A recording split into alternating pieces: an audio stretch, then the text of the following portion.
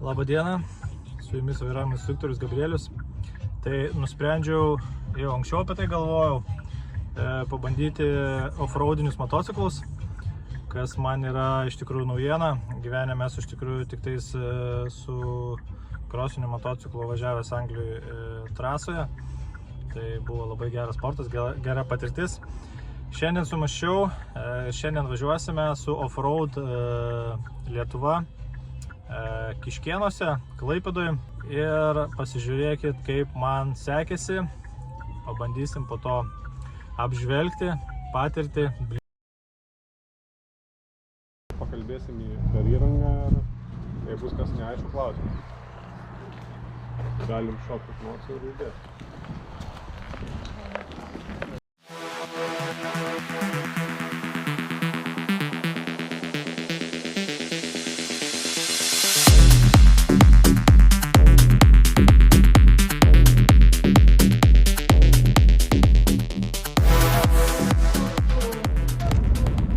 Nu ką, išsibandėm offroadą. Tai iš tikrųjų tikrai vertas tų pinigų dalykas, tokia pramoga, sakykime, ypač kas nėra bandę. Tai šnekėjau su savininku, tai Olandas, buvęs Olandijų žiede 3 vietoj, už gamyklinę komandą yra važiavęs, tai patirties daug turi motociklų sporte. Tempas, kai klausiam pačio gido ar instruktorius, kaip čia pavadinti, tai buvo vidutinis, nes prieš tai važiavo vieną grupę ir mes iš paskos važiavom, ta prasme, po kažkiek laiko. Tai sakykime, sakė, jie biškis ir nevažiavo, pas mus geresnis buvo tempas. Aišku, sunkioji dalis tai yra smėlis, miškai, ten tišlynai, vanduo, įdomu iš tikrųjų, bet įdomiausias dalykas yra smėlis ir važiavimas atsistojus, kas man buvo tokia naujiena, įdomus ploteris, vien dėl to, kad esu aukštas labai, susirasti tą patogią padėtį, atsistojus važiuot, sakykime, per kažkokį smėlį, jau minkštesnę dangą.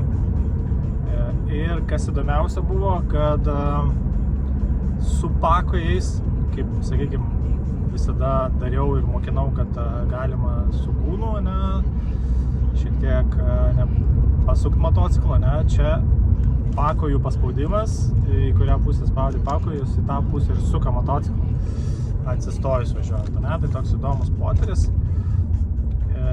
Aišku, stabdymas irgi jau visai kitoks, tai ant žvyro, ant smėlio jau praktiškai visada galiniai stabdžiai dirba, su priekiniais 20%, kaip gatvėje, sakykime, atvirkščiai turėtumėm daryti arba darom. Tai visiems rekomenduoju pasibandyti, į kainą įeina pilnai.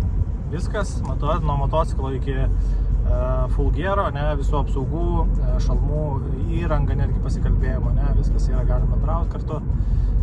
Tikrai smagus dalykas, išsikrauti, pasibandyti, pasimatuoti, kas tas yra važiavimas bekelė. Tai offroad Lithuania, Kiškėnai, netoli Klaipėdos. Tikrai rekomenduoju pabandyti.